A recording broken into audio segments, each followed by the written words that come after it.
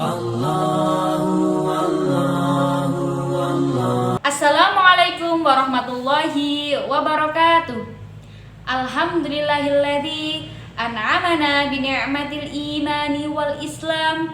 Wassalatu wassalamu ala khairil anam sayyidina Muhammadin wa ala alihi wa sahbihi ajma'in, amma ba'du.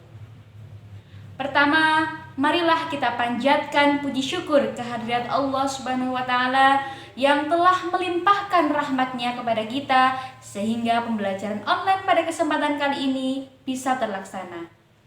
Selawat serta salam marilah kita sanjungkan kepada junjungan kita Nabi Agung Muhammad Sallallahu Alaihi Wasallam yang selalu kita nantikan syafaatnya di yaumil qiyamah nanti. Anak-anakku sekalian, sebelum pembelajaran online dimulai, marilah kita bersama-sama berdoa terlebih dahulu. Bismillahirrahmanirrahim.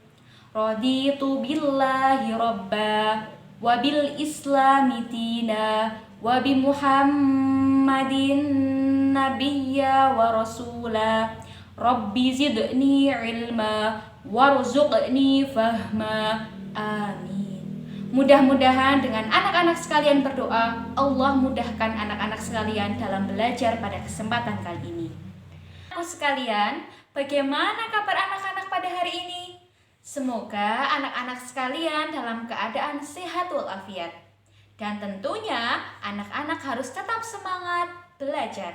Meskipun secara online, anak-anak harus tetap semangat dalam belajar dan menuntut ilmu.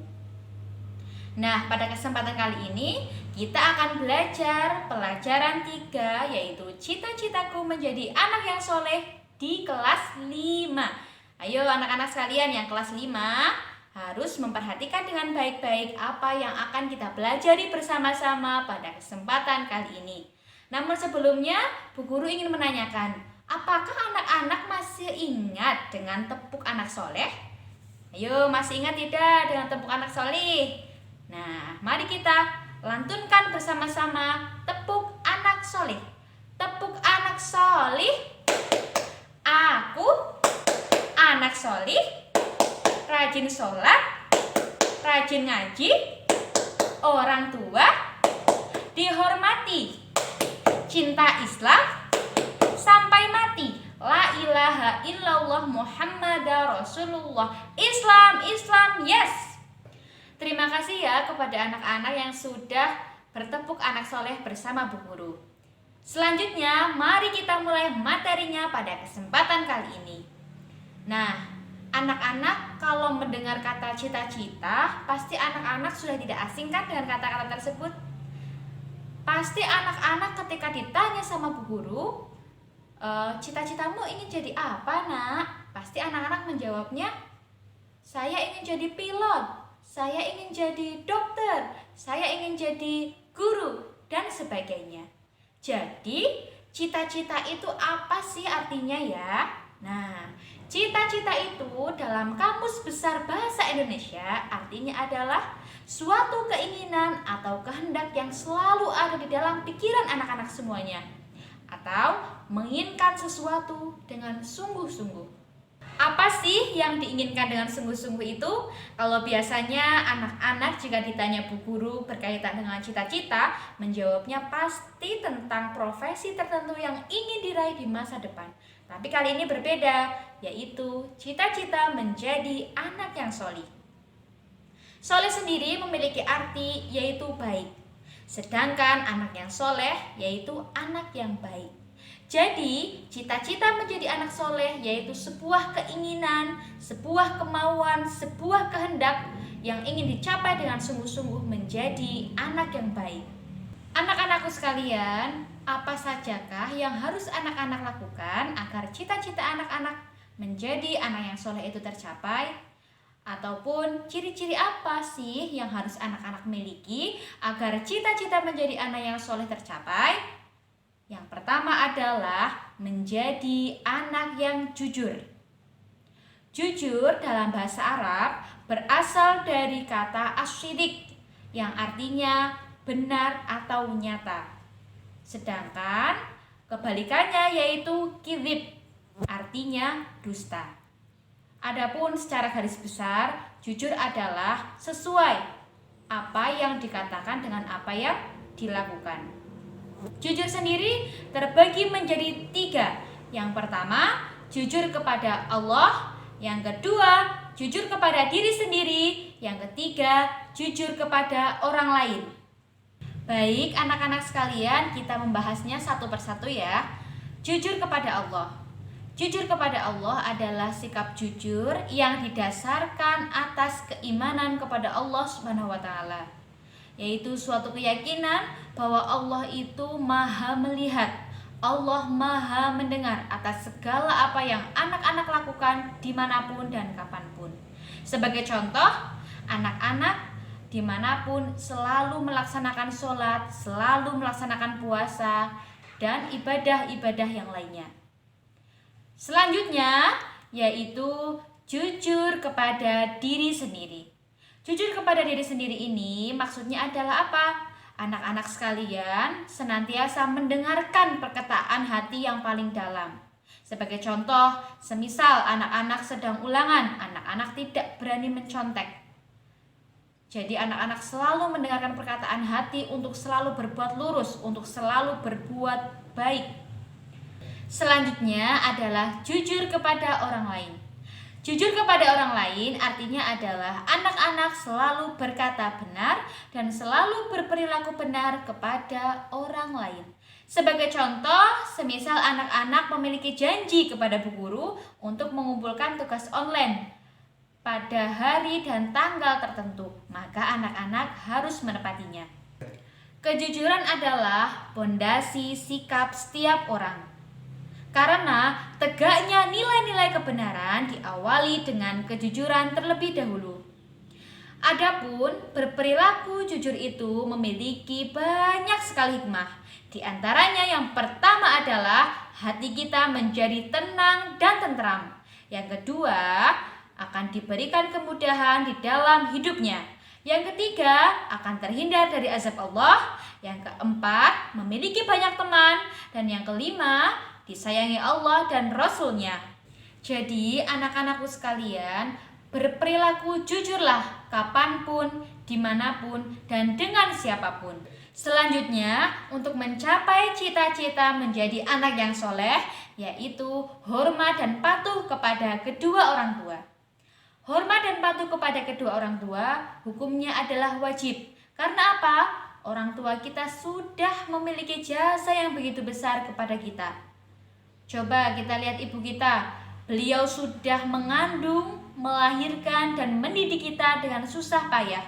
Begitu pula dengan ayah, beliau sudah bekerja dan membanting tulang untuk membiayai kita sekolah dan sebagainya. Anak-anakku sekalian, Allah Subhanahu wa taala telah berfirman dalam Quran surat Luqman ayat 14. Dan kami perintahkan kepada manusia berbuat baik kepada kedua orang tua, terlebih lagi kepada ibu yang telah mengandungnya dalam keadaan lemah dan bertambah-tambah, dan menyapihnya dalam 2 tahun. Bersyukurlah kepadaku dan kepada 2 orang ibu bapakmu, hanya kepadakulah kembalimu. Oleh karena itu, marilah kita berbakti kepada kedua orang tua kita dengan cara di antaranya adalah yang pertama, menaati perintah orang tua. Yang kedua, selalu berkata sopan kepada kedua orang tua. Yang ketiga, membantu pekerjaan orang tua. Dan yang terakhir, yaitu selalu mendoakan kedua orang tua kita. Bahkan, ketika ayah dan ibu kita sudah meninggal, kita masih bisa berbakti kepada mereka. Dengan cara, di antaranya adalah mengurus jenazahnya dengan baik, melunasi hutang-hutangnya, melaksanakan wasiatnya, dan terus mendoakannya. Adapun manfaat, hormat, dan patuh kepada orang tua diantaranya adalah mendapatkan ridho dari Allah Subhanahu wa taala, terhindar dari murka Allah Subhanahu wa taala, dan mendapatkan pahala serta dimudahkan untuk masuk ke dalam surga Allah. Selanjutnya, untuk mencapai cita-cita menjadi anak yang solih, yaitu hormat dan patuh kepada guru. Bapak dan ibu guru adalah pengganti orang tua selama di sekolah. Meskipun pada saat ini bapak dan ibu guru belum bisa bertatap muka langsung dengan anak-anak untuk belajar di sekolah, mudah-mudahan keadaan ini agar segera kembali normal sehingga kita bisa belajar bersama kembali di sekolah ya anak-anak. Anak-anakku sekalian, guru adalah seseorang yang bertugas untuk mengajar dan menyampaikan ilmu kepada muridnya. Guru juga bertugas untuk mendidik murid-muridnya agar memiliki budi pekerti yang baik. Oleh karena itu, hormatilah bapak dan ibu guru dengan cara diantaranya: yang pertama, mengucapkan salam ketika bertemu; yang kedua, menyimak ketika pembelajaran. Seperti sekarang ini ya, juga harus disimak dengan baik walaupun masih dengan online. Yang ketiga, mematuhi perintahnya. Yang keempat, meneladani sikap baik dari bapak dan ibu guru. Kemudian, hormat dan patuh kepada ibu dan bapak guru memiliki beberapa manfaat. Yang pertama, ilmu yang diperoleh akan berkah dan nantinya akan bermanfaat. Yang kedua, lebih mudah menerima pelajaran. Yang ketiga, selalu didoakan oleh bapak dan ibu guru. Yang keempat, memudahkan urusan anak-anak di masa depan. Selanjutnya, untuk mencapai cita-cita menjadi anak yang soleh, yaitu menjadi anak yang senang menghargai orang lain. Menghargai sendiri artinya adalah memandang penting kepada orang lain. Dengan memiliki sikap menghargai ini, maka anak-anak akan terhindar dari perpecahan dan bisa menciptakan kerukunan. Allah Subhanahu wa Ta'ala sendiri telah menciptakan manusia dengan berbagai perbedaan. Ada yang berkulit putih, ada yang berkulit sawo matang, berkulit hitam, dan sebagainya. Begitu pula dengan postur tubuh, ada yang tinggi, pendek, dan sebagainya. Demikian pula dalam kehidupan sehari-hari kita, ada yang kaya, ada yang miskin. Oleh karena itu, kita semua harus senantiasa memiliki sikap saling menghargai agar tercipta kerukunan di dalam kehidupan kita. Adapun contoh sikap menghargai orang lain, yang pertama adalah menghargai pendirian orang lain. Yang kedua, menghargai keyakinan orang lain. Yang ketiga, menghargai pendapat orang lain. Kemudian sebagai contoh, menghargai pendirian orang lain adalah semisal di dalam agama kita, yaitu agama Islam, dalam sholat subuh ada yang melaksanakan kunut dan ada yang tidak melaksanakan kunut. Nah, hal ini sesuai dengan pendiriannya masing-masing, kita harus menghargainya. Selanjutnya, menghargai keyakinan orang lain.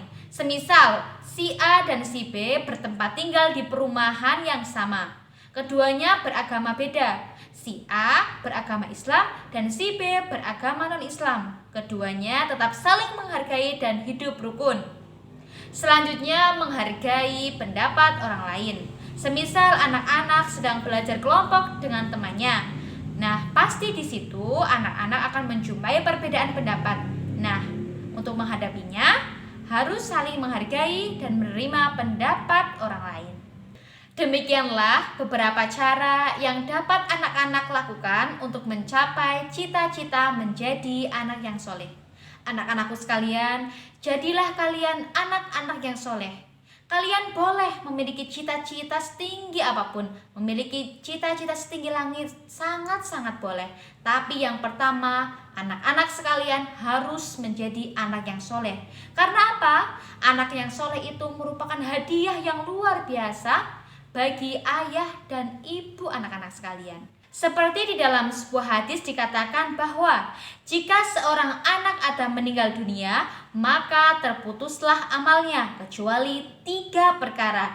Yang pertama adalah sedekah jariah, yang kedua ilmu yang bermanfaat, dan yang ketiga anak yang soleh yang mendoakannya. Hadis riwayat Muslim. Baik anak-anakku sekalian, cukup sekian pembelajaran online mata pelajaran PAI di kelas 5 pada kesempatan kali ini. Ibu mohon maaf apabila ada kekurangan dan kesalahan dari awal pembelajaran sampai akhir pembelajaran. Kemudian untuk evaluasi silahkan anak-anak kerjakan dan anak-anak bisa membaca dari deskripsi yang ada di bawah ini ya. Dan marilah kita tutup pembelajaran pada kesempatan kali ini dengan membaca hamdalah bersama-sama. Alhamdulillahirabbil alamin. Wassalamualaikum warahmatullahi wabarakatuh. Allah